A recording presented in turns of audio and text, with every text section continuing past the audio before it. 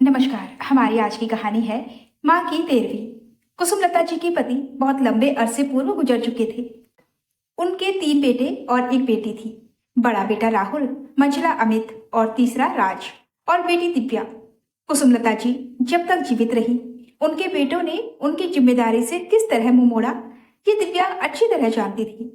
फिर माँ की मृत्यु के बाद दान पुण्य का ये नाटक क्यों? कितनी नेक महिला थी तुम्हारी नानी जी, मिलनसार, हंसमुख और परोपकारी। राग दृश्य तो जैसे छू ही नहीं गया था। मृत्यु के समय भी उनका चेहरा कैसा शांत और निर्विकार था।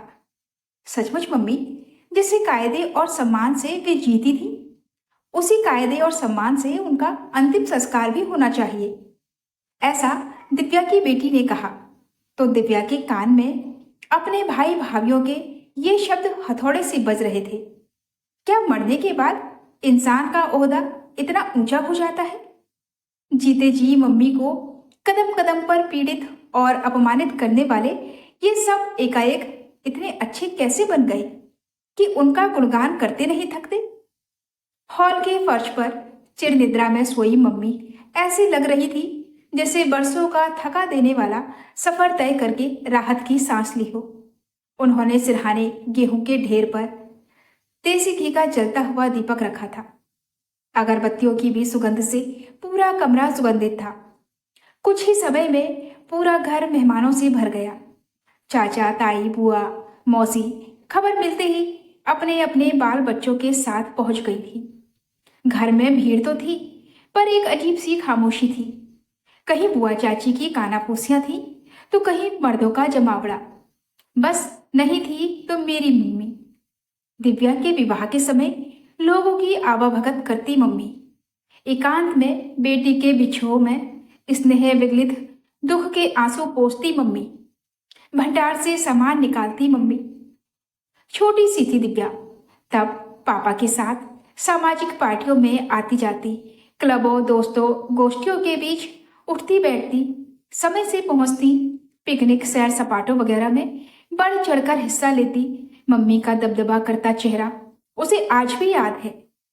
3 बेटों की माँ होने का अभिमान, इतने बड़े इंजीनियर की पत्नी होने का अभिमान, हर आगंतुक का सम्मान भी इतना करती कि वो ढेरों आशीष देता हुआ जाता। मम्मी एक ही बात कहती, भैया, एक मेरे माथे की बिंदिया चमकती रहे और दूसरे राम, लक्ष्मण, भरत जैसे मेरे 3 बेटे दिन दुगनी रात चौगनी तरक्की करें। लेकिन देने वाले की आशीष शायद फल ही नहीं पाए, क्योंकि भरी जवानी में ही उनकी बिंदिया पोंछ दी गई। पापा के पीछे दौड़ने की आदी मम्मी एकदम से असहाय हो गई। न जाने कितनी रातें उन्होंने यही सोचते हुए और छटपटाते हुए काटी कि दिन बरसों की जड़ नाव खेने के लिए मजबूत पतवारें कहाँ से लाएंगी। कम खाने पीने से उनका चेहरा समय से पूर्व ही पक गया था। बस सोचना और चुप रहना। शहर में अनगिनत रिश्तेदार मौजूद थे, लेकिन महज सौजन्य की खातिर भी कोई नहीं आता था। सच्चे अर्थों में कोई आदमी भी तो नहीं था। पापा की 13वीं के बाद तो किसी ने खोज खबर तक नहीं ली। बहुत सी काली परछाइयां, उदासी की ढेरों परत पूरे घर के कोलू को चलाने में पस्त सांसें। फिर कुछ ही दिनों में उनका दूसरा ही रूप दिखाई देने लगा, जैसे किसी ने उनमें प्राण फूंक दिए हों। बिना पिता के 4 4 बच्चों को पालने के लिए जो जीव चाहिए, वो ना जाने कहां से उनमें उतर आया। संघर्ष की चट्टान पर उम्र को कसते हुए उन्होंने हार नहीं मानी। बड़े भैया को डॉक्टर, मंझले भैया को इंजीनियर और छोटे भैया को वकील बनाने में जुट गई वे। दिव्या के लिए पापा के एक मित्र ने अपने बेटे के लिए हाँ कर दी, तो इससे बेफिक्र हो ली थी। दिव्या अपनी गृहस्थी में मगन हो गई और 3 भाई अपने अपने करियर में। फिर उनका भी ब्याह हो गया। जब तक मम्मी की जरूरत थी तब तक पर्दा पड़ा रहा, लेकिन बीवियों के आते ही संपत्ति का विवाद शुरू हो गया। वकीलों ने अपनी जेबें गर्म की और किसी तरह मामले को निपटाया गया। बड़े भैया अपना हिस्सा लेकर कहीं और शिफ्ट हो गए और वहीं पर अपना क्लिनिक भी खोल लिया। उन्हीं की देखा देखी मंझले भैया भी एक 2 BHK फ्लैट लेकर शिफ्ट हो गए। छोटे भैया और उसकी पत्नी ने अपनी इच्छा से पापा के इसी पुश्तैनी घर में रहने का निर्णय ले लिया। संपत्ति तो सबने बांट ली, माँ को कौन रखे। बड़ी भाभी बोली, माता पिता को रखने का फर्ज छोटे बेटे का होता है। मम्मी शुरू से ही इस घर में रही हैं, अतः उनके छोटे के पास ही रहना चाहिए। इस पर छोटी भाभी तुनक कर बोली, ये किसी कानून की किताब में तो लिखा तो नहीं है कि छोटा बेटा ही माँ को संभाले। जब तीनों बेटों को एक सा पाला है, एक सा व्यवहार किया है, संपत्ति दी है, तो माँ को संभालने का दायित्व भी सभी का होना चाहिए। मछली भाभी धीरे से बोली, आप दोनों ही आपस में निपटाएं, हमें क्यों बीच में घसीट रहे हैं। जब मम्मी की तीनों बहुओं में से एक बहू ने भी उन्हें रखने के लिए हामी नहीं भरी, तो बड़े भैया ने कहा, ऐसा करते हैं, बारी बारी से मम्मी को हर एक के पास एक एक महीना रहने दें। अगले महीने दूसरा स्वयं आकर उन्हें अपने घर ले जाए। छोटी भाभी तो फौरन तैयार हो गई। बड़ी भाभी ने भी मन में सोचकर प्रस्ताव मान लिया, लेकिन मंझली भाभी बड़ा कुनमुनाई। बमुश्किल अलग घर गृहस्थी बसाकर वे सुख से जिंदगी जीने के अपने सपने देख रही थी। अब हर तीसरे महीने ये जबरदस्ती की मुसीबत वे क्यों झेलती। वैसे भी उनकी मम्मी से पटती भी नहीं थी। छोटी छोटी बातों पर झड़प या तकरार हो ही जाती थी। बौखलाकर बोली, आप लोग अपने निर्णय जबरदस्ती यहाँ पर क्यों थोप रही हैं? एक बार मम्मी से पूछ तो लीजिए। मंझली भाभी ने काफी समझदारी से काम लिया था, क्योंकि वे जानती थी कि सास की देवर देवरानी से अच्छी बनती है, इसलिए वे उन्हीं के साथ रहना पसंद करेंगी। और मम्मी ने अपनी स्वीकृति दे भी दी थी। मिला जुला कर एक प्रस्ताव पारित हुआ। महीने के हर पहली तारीख को दोनों भाई मम्मी की मेंटेनेंस का खर्चा आधा आधा करके छोटी भाभी की हथेली पर रख दिया करेंगे। और इस तरह दोनों भाइयों भाभीियों ने अपने अपने दायित्व की इति कर ली। दिव्या को याद आया, मम्मी कहा करती थी, एक तेरी ही चिंता है रे दिव्या, बाकी तो मेरे तीनों बेटे हैं।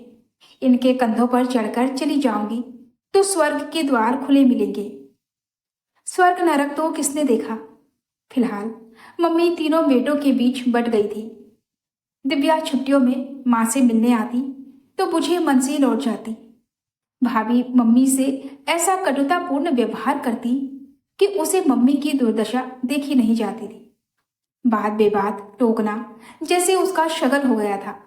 कभी कहती, इतना सारा तेल सिर में डाल लिया है, चादर तकिए का क्या हाल होगा। कभी कहती, पता नहीं कितनी बार साबुन से हाथ मुंह धोती हैं। अब इस उम्र में इतना बनने संवरने का ना जाने क्या शौक चढ़ा है। कितना बुरा लगता था। माँ से मिलने का लोभ भी था, जो मायके की इन गलियों में खींच लाता था उसे। समझ नहीं पाती थी कि मम्मी के जिस व्यक्तित्व का रुआब दूसरों पर बरसों तक पड़ता रहा था, वो अपने ही घर में कहाँ गुम हो गया था। कभी कभी इन व्यंग बाणों से तंग आकर मम्मी का मन करता बड़े या मंझले भैया के घर हो आए, पर कोई बुलाता तब तो जाती। एक दिन भैया का बेटा टॉफियां खा रहा था। मम्मी ललचाई नजरों से उसे देख रही थी। दिव्या दूसरे कमरे में कपड़े रखने गई तो अचानक उसने जो सुना उस पर उसे विश्वास ही नहीं हुआ। वो मेरी मम्मी ही थी जो पोते से टॉफी मांग रही थी। एक टॉफी दे दे दादी, तुम्हारे दांत खराब हो जाएंगे। मेरे दांत तो है ही नहीं पगले, खराब क्या होंगे। अच्छा ठहरो, मैं मम्मी से पूछ कर आता हूं। ए शैतान, मम्मी से पूछेगा तो क्या वो मुझे देगी? पर मम्मी से पूछे बिना दूंगा तो हम दोनों को डांटेंगी। आगे की बात सुनने की सामर्थ्य दिव्या में नहीं थी। शाम को बाजार जाकर उसने ढेर सारी टॉफियां खरीदी और घर लौट आई। दुनिया की भूख मिटाने वाली अन्नपूर्णा एक टॉफी के लिए तरस रही है। मम्मी के पास टॉफियां रखकर बोली, बच्चों के लिए लाई हूं। मम्मी की नजरें झुक गई। शायद वे समझ गई थी कि सुबह का वार्तालाप बेटी ने सुन लिया है, लेकिन फिर भी वे बेटे का पक्ष लेना नहीं भूली थी। शाम को राज आएगा तो उससे पैसे ले लेना। दिव्या, तू इस घर की बेटी है, तेरा पैसा इस घर में नहीं लगना चाहिए। हंसी आई दिव्या को। कहाँ का पैसा और कहाँ का भाई? जो भाई तुम्हारे आंचल की छांव में पनाह मांगता था, तुम्हारे इर्द गिर्द गलबहियां डालकर सोता था, वो ना जाने कहाँ गुम हो गया। अब अपनी पत्नी का पति है, 2 बच्चों का पिता है, बड़ा हो गया है तुम्हारा बेटा। दिव्या क्या जानती नहीं, भैया अब अपनी मम्मी की परछाई से भी दूर भागता है। बात का माध्यम तो अब घर का नौकर ही हो गया है।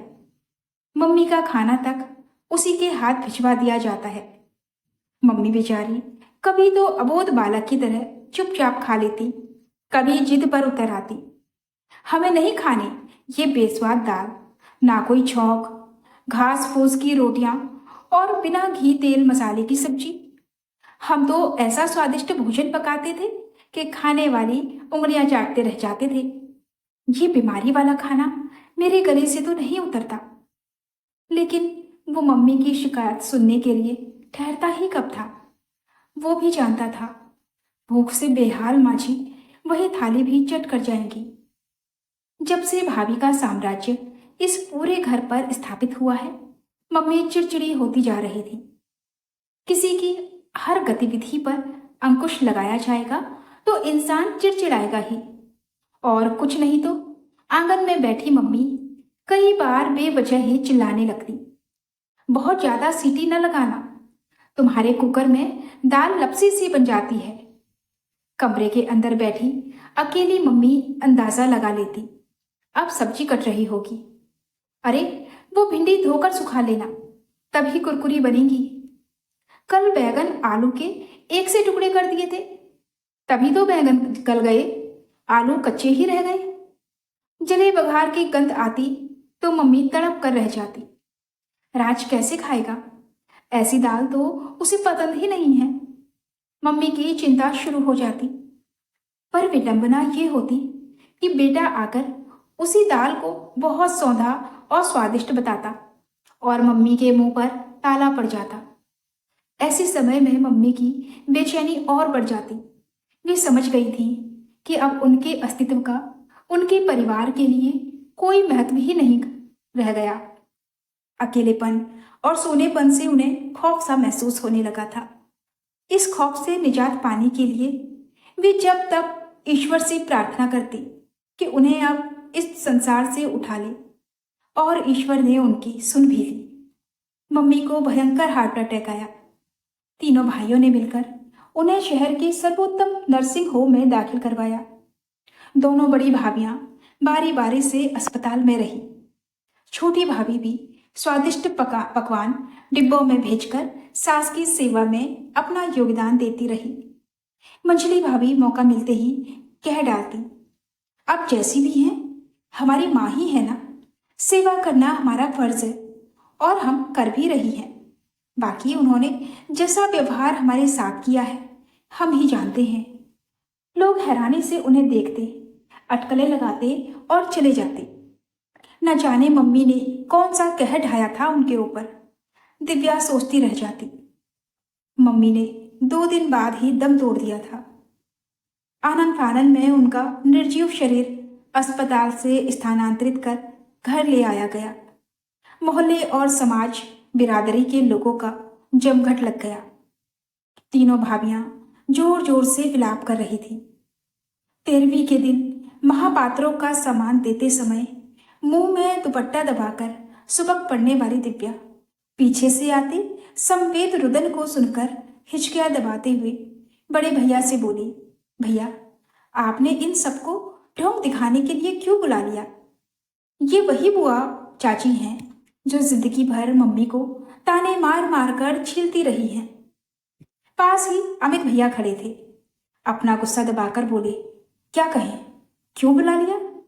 ना बुलाते तो शिकायतों का अटूट सिलसिला हमने उम्र भर जीने नहीं देता। हमें भी समाज में रहना है और यही लोग समाज हैं।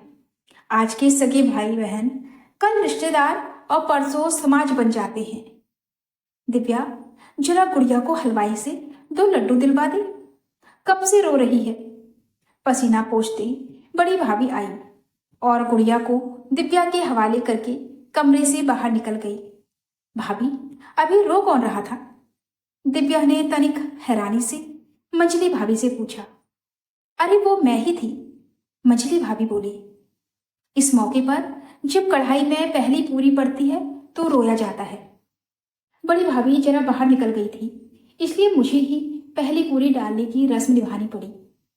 दिव्या का चेहरा गुस्से से तमतमा गया, लेकिन मम्मी की तीनों बहुएं पल्ले से सिर ढांपती कमरे से बाहर निकल गई थी। कुछ ही देर में उनकी औपचारिक रोदन का स्वर वातावरण में फैल गया। कुछ औरतें उनकी पीठ पर हाथ फेरते हुए उन्हें चुप कराने लगी। 13वीं के दिन तीनों भाइयों ने बढ़ चढ़कर खर्चा किया। तरह तरह की मिठाइयाँ, नमकीन, हलवा पूड़ी लोगों को खिलाई गई। पंडितों को मुंह मांगी दक्षिणा दी गई। अनाथालयों में दान दिया गया। जीते जी मम्मी को सम्मान, सेवा, आदर, प्रेम भावना ना देने वाले ये तीनों भाई भाभियां कल शायद अपने अपने दायरे और अपनी अपनी दुनिया में कैद हो जाए। लेकिन तब क्या उन्हें उस निरीह वृद्धा का, जो दुर्भाग्य से उनकी मां थी, ख्याल नहीं आएगा? दया आ गई दिव्या को उनकी नासमझी पर। बड़े भैया और मंझले भैया हिसाब कर रहे थे। 100 कंबल भिखारियों को दिए। अनाथ आश्रम 10,000, ब्राह्मण भोज पर 5,000 लगे। कुल, भैया छोड़ो पैसे का चक्कर, मैं अभी 40,000 का चेक काट देता हूं, बाकी आप देख लेना।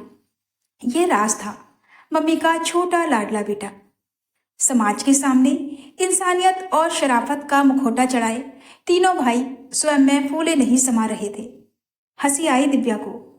अचानक उसकी आंखों के सामने टॉफी मांगती मम्मी की तस्वीर घूम गई और दिव्या फिर कभी मायके वापस न आने का इरादा लेकर लौट गई। आखिर माँ से ही तो उसका मायका था। अब माँ ही नहीं रही तो कौन उसके आने की राह ताकता?